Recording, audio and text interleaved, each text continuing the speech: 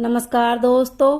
ओम नमः शिवाय। श्रावण मास माहात्म्य 16वां अध्याय सुनने के बाद आप हमारे चैनल को सब्सक्राइब करें, बेल आइकन को प्रेस करें ताकि हमारी वीडियो की नोटिफिकेशन सबसे पहले आप तक पहुंचे। वीडियो को लाइक और शेयर जरूर करें।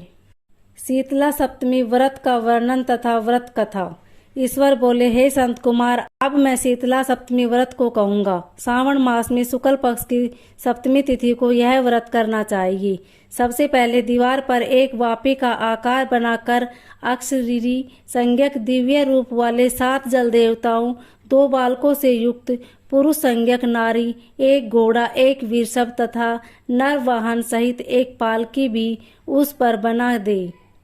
इसके बाद 16 उपचारों से 7 जल देवताओं की पूजा होनी चाहिए।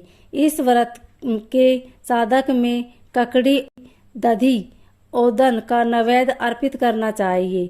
उसके बाद नैवेद्य के पदार्थों में से ब्राह्मण को वायन देना चाहिए। इस प्रकार 7 वर्ष तक इस व्रत को करने के बाद उद्यापन करना चाहिए।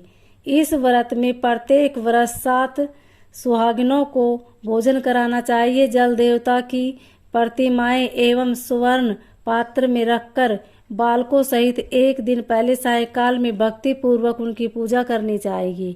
प्रातःकाल पहले गृह होम करके देवताओं निमित्त चरु से होम कराना चाहिए। जिससे पहले इस व्रत को किया और उसे जो फल प्राप्त हुआ उसे आप सुने। सौराष्ट्र देश में सोबर नामक एक नगर था। उसमें सभी धर्मों के प्रति निष्ठा रखने वाला एक साहूकार था। उसने जल रहित एक अत्यंत निर्जल वन में बहुत पैसा खर्च करके शुभ तथा मनोहर सीढ़ियों से युक्त पशुओं को जल पिलाने के लिए सरलता से उतरने चढ़ने योग्य दृढ़ पदार्थों से बंधी हुई तथा लंबे समय तक टिकने वाली एक बावली बनवाई। उस बावली के चारों ओर थके राहगीरों के विश्राम के लिए अनेक प्रकार के वृक्षों से शोभायमान एक बाग लगवाया। लेकिन वह बावली सूखी ही रह गई और उसमें एक बूंद पानी नहीं आया। साहूकार सोचने लगा कि मेरा प्रयास व्यर्थ हो गया और व्यर्थ ही धन खर्च किया। इसी चिंता में विचार करता हुआ वह साहूकार रात में वहीं सो गया।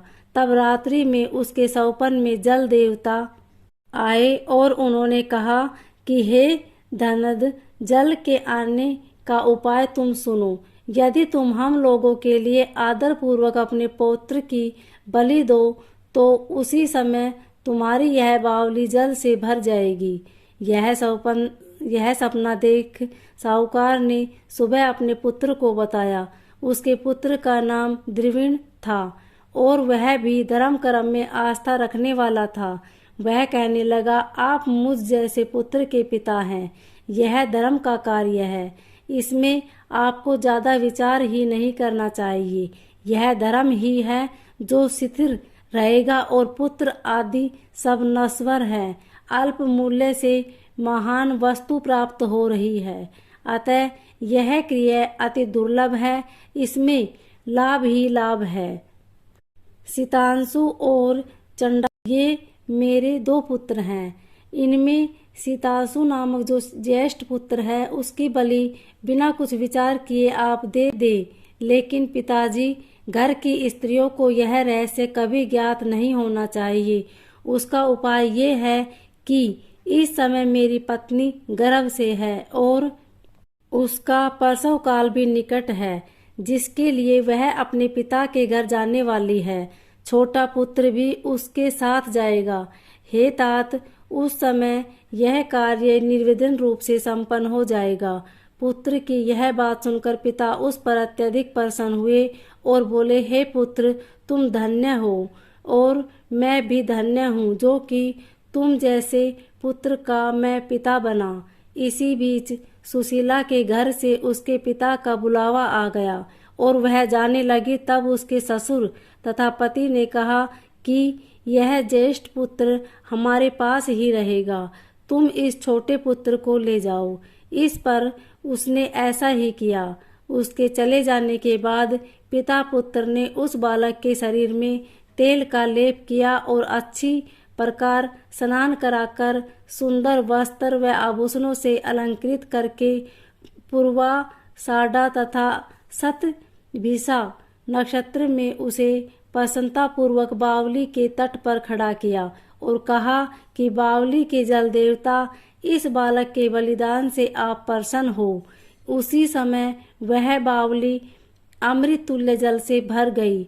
वे दोनों पिता पुत्र शोक व हर्ष से युक्त होकर घर की ओर चले।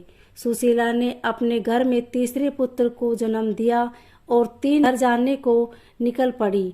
मार्ग में आते समय वह बावली के पास पहुंची और उस बावली को जल से भरा हुआ देखा तो वह बहुत ही आश्चर्य में पड़ गई।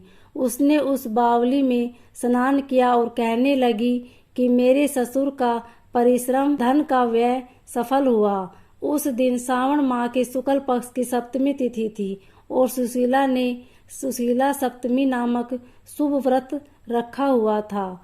उसने वहीं पर चावल पकाए और दही भी ले आई। उसके बाद जल देवता का विधिवत पूजन करके दही भात तथा ककड़ी फल का नैवेद्य अर्पण किया तथा ब्राह्मणों को वायन देकर साथ के लोगों के साथ मिलकर उसी नैवेद्य अन्न का भोजन किया। उस स्थान से सुशीला का ग्राम 1 योजन की दूरी पर स्थित था। कुछ समय बाद वह सुंदर पालकी में बैठ दोनों पुत्रों के साथ वहां से चल पड़ी। तब वे जल देवता कहने लगे कि हमें इसका पुत्र जीवित करके इसे वापस करना चाहिए, क्योंकि इसने हमारा व्रत किया है।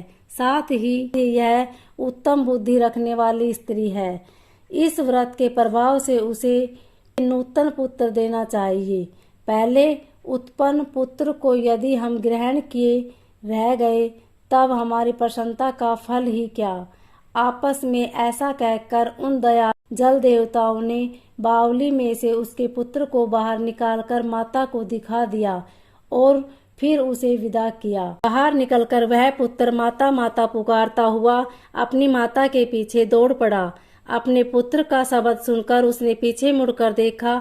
वहां अपने पुत्र को देखकर वह मन ही मन बहुत चकित हुई। उसे अपनी गोद में बिठाकर उसने उसका माथा सूंघा, किंतु यह डर जाएगा इस विचार से उसने पुत्र से कुछ नहीं पूछा। वह अपने मन में सोचने लगी कि यदि इसे चोर उठा ले गए तो यह आभूषणों से युक्त कैसे हो सकता है, और यदि पिशाचों ने इसे पकड़ लिया था तो दोबारा छोड़ क्यों दिया। घर में संबंधी जन को चिंता के समुद्र में डूबे होंगे। इस प्रकार सुशीला सोचती हुई वह नगर के द्वार पर आ गई। तब लोग कहने लगे कि सुशीला आई है। यह सुनकर वे पिता पुत्र अत्यंत चिंता में पड़ गए कि वह न जाने क्या कहेगी और उसके पुत्र के बारे में हम क्या जवाब देंगे।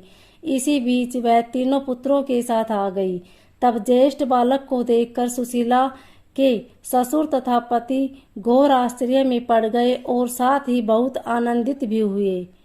वे कहने लगे, हे सुचि सुमिते, तुमने कौन सा पुण्य कर्म किया अथवा व्रत किया था। हे भामिनी, तुम पतिव्रता हो, धन्य हो और पुण्यवती हो। इस शिशु को मरे हुए 2 माह बीत चुके हैं और तुमने इसे फिर से प्राप्त कर लिया और वह बावली भी जल से परिपूर्ण है। तुम एक पुत्र के साथ अपने पिता के घर गई थी, लेकिन वापस तीनों पुत्रों के साथ आई हो। हे सुरभु, तुमने कुल का उद्धार कर दिया। सुभान ने, मैं तुम्हारी कितनी प्रशंसा करूं। इस प्रकार ससुर ने उसकी प्रशंसा की। पति ने उसे प्रेम पूर्वक देखा और सास ने उसे आनंदित किया। उसके बाद उसने मार्ग के पुण्य का समस्त वृत्तांत सुनाया। अंत में उन सभी ने मनवांछित सुखों का उपभोग करके बहुत आनंद प्राप्त किया। हे वत्स, मैंने इस शीतला सप्तमी व्रत को आपसे कह दिया। इस व्रत में शीतल ककड़ी का फल शीतल और बावली का जल भी शीतल होता है तथा इसके देवता भी शीतल होते हैं। अतः शीतला सप्तमी का व्रत करने वाले तीनों प्रकार के तापों के संताप से शीतल हो जाते हैं। इसी कारण यह सप्तमी शीतला सप्तमी इस यथार्थ नाम वाली है। इस प्रकार श्री स्कंद पुराण के अंतर्गत ईश्वर सनत कुमार संवाद में श्रावण महात्म्य में शीतला सप्तमी व्रत कथन नामक 16वां अध्याय पूर्ण हुआ। ओम नमः शिवाय।